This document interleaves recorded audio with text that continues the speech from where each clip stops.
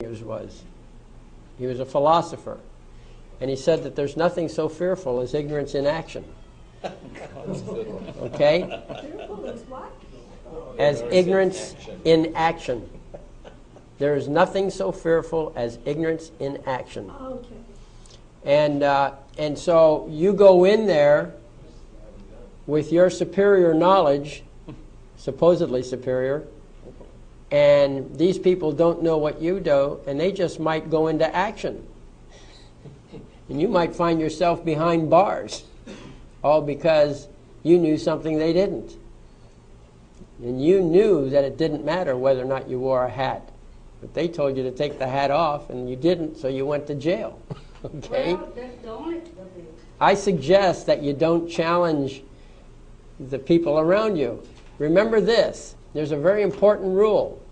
In the land of the insane, the sane man will be adjudged insane. Yeah. Okay? That's true. So understand who's around you, and you know, you got to put a proper show on, and you got to take into account that you're not actually free, even though you think you are, because you can get these kickbacks, or blowbacks, I think is the new term. Well, basically, you had to put up with either their lack of knowledge or their choice to ignore what they knew. Oh, yeah, they did. That happens. Well, anyhow, so keep in mind, as I said before, what sovereignty is. Keep in mind that the number one rule about courts is that it's a show. You want to put on a good show. And even though you're right, if it's a bad show, then don't do it. Don't claim it unless it's really, really critical to what you're doing. Keep in mind what a court of record is, and that it's proceeding according to the common law, and don't allow the judge to make any decisions. Okay? Now, if you're the sovereign of the court, you're the plaintiff. If the judge makes a decision, all you do is you object.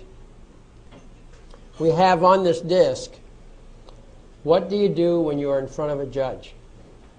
Okay? This is very important. See, when you have your paper, when you're in your court process and you've done your counterclaim, if you're in front of a judge, the reason you're there is because somebody, either you or the other side, is asking the court to do something. That's called a motion. Okay? And so the judge is going to try and make a decision. If it's your court, and you have a court of record, he cannot make a decision. He's prohibited. But that doesn't mean he won't do it. And so when you're in front of that judge, you want to be able to keep things under control. And under control in the sense that even if he doesn't do the right thing, you're not lost. Okay?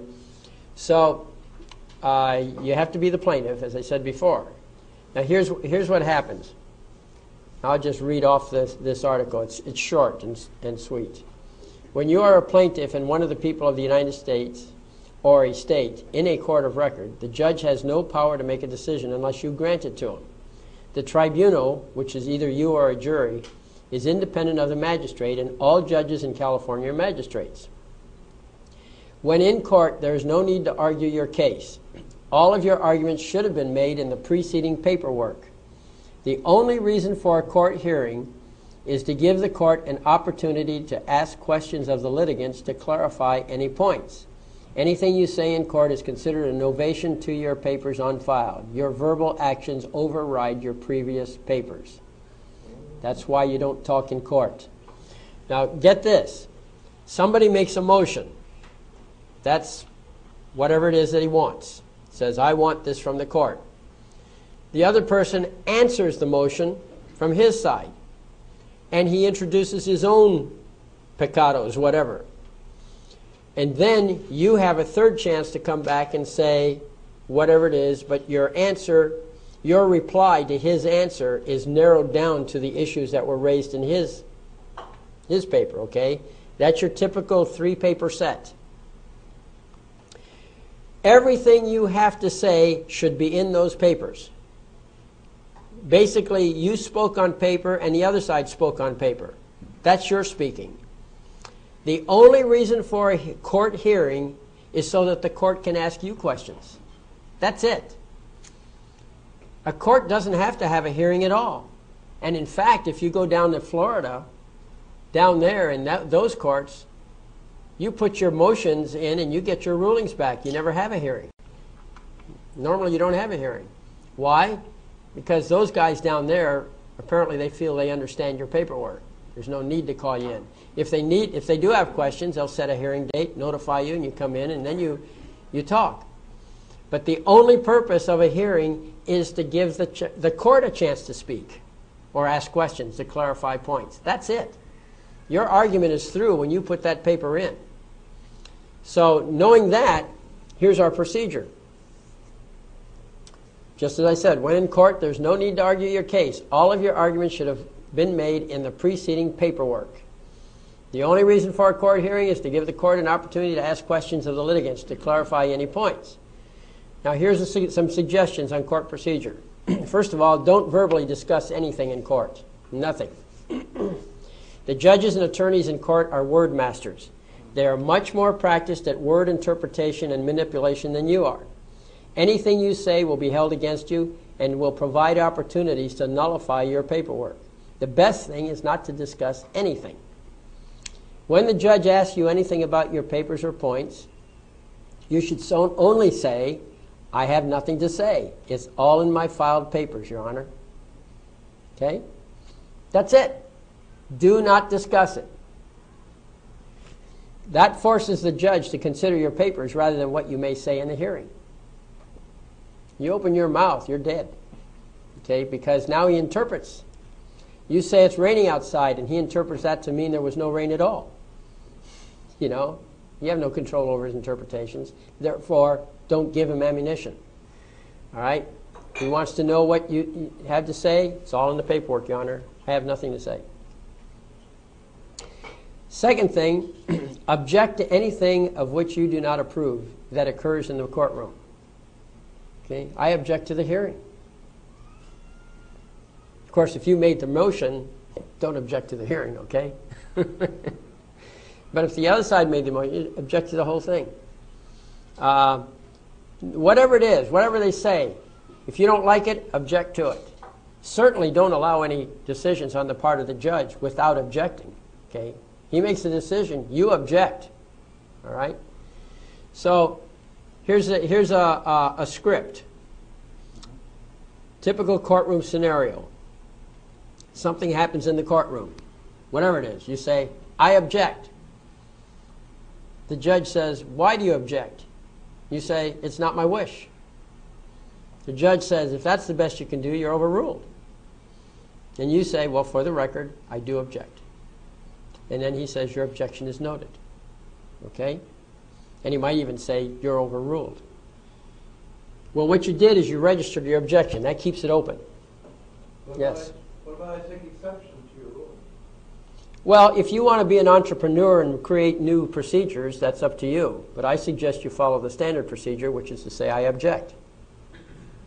You know, otherwise you're taking a chance. No, that's the second one. You object, he says overrule, then you say I take exception to that. Well, if you want to, you can. I mean, but once you've objected, that's it. I mean, he made the ruling. That doesn't mean that he's authorized. It's on record. It's on record. You object.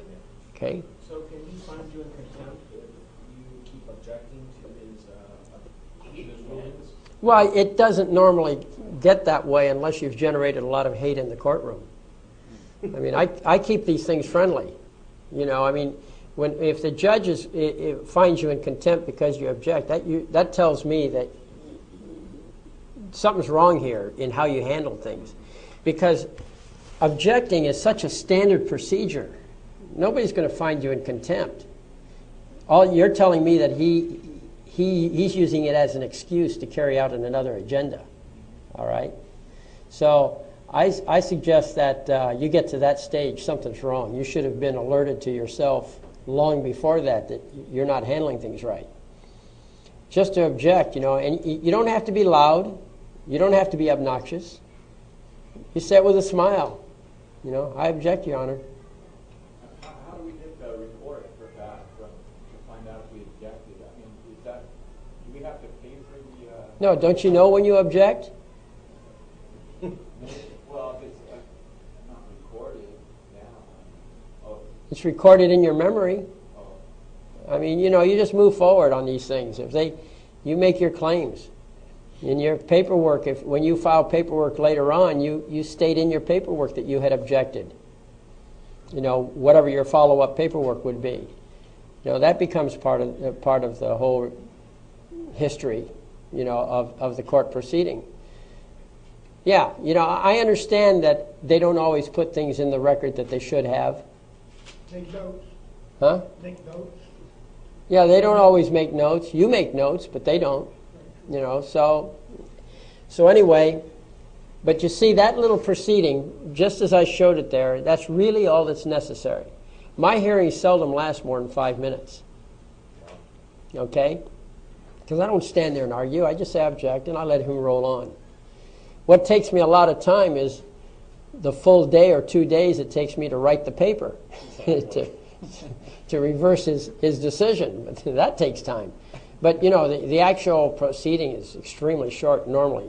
Now, I have no control over the other side, but usually the other side doesn't have much to say either.